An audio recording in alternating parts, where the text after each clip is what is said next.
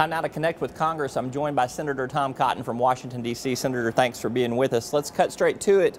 There are 5 senators running for president at this point in time from your U.S. Senate. You've got Senator Paul, Senator Cruz, Senator Graham, Rubio, Sanders. Is this going to affect the way the Senate conducts its business, do you think? No, Roby, these senators still can come to the Senate for key votes. They're still working on legislation. Senator Rubio and I just introduced legislation this week. Sometimes people ask me if I support any of these senators for the presidency, and I'm proud to announce that I strongly support Bernie Sanders in the Democratic primary. All right. We'll take that with the grain of salt that we know it's intended with. Let's talk about one of your bills that you are co-sponsors with Marco Rubio on, and that is to prohibit financial transactions from going to Cuba, at least to block it against the military.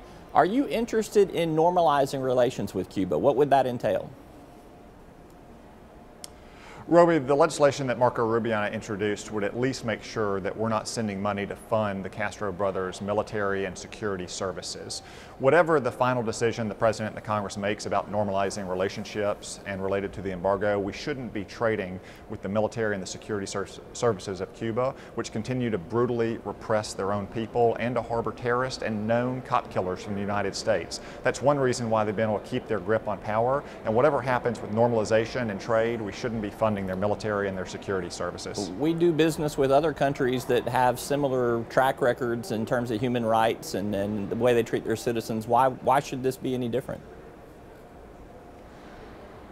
Well, Roby, Cuba is in some ways singularly backwards and repressive. Pretty much all business that goes into Cuba has to go through the federal government. So when the international companies trade with Cuba, the money doesn't actually go to companies and then on to workers to pay their wages. It all goes to the government or the security services of the military, and that's how they maintain their grip on power. That's very rare around the world. Normally when you see trade, even with repressive regimes, it is still being conducted with the people and the businesses in those countries, not with the repressive government itself.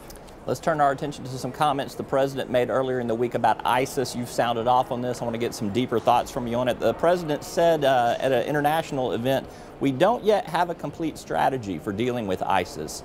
Do you think that the President lacks a complete strategy with ISIS, or do you think he lacks a commitment to eliminate or eradicate ISIS? I think he lacks a strategy, Roby, as well as a commitment to commit the resources necessary to defeat the Islamic State. I mean, just last year he called them the JV team.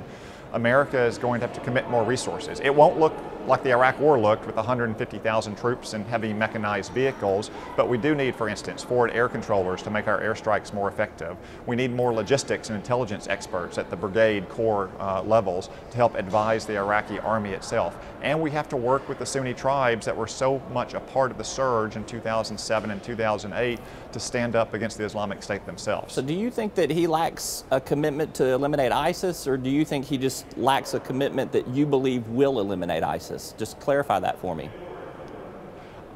I'm sure the President would like to eliminate the Islamic State, and he stated his strategy is to defeat and degrade them, which is a fine strategy, but I think he lacks the commitment to put the resources behind that strategy to achieve those proper ends. All right, Senator Cotton, got to wrap it up there. Thank you very much for your time this morning. Appreciate you.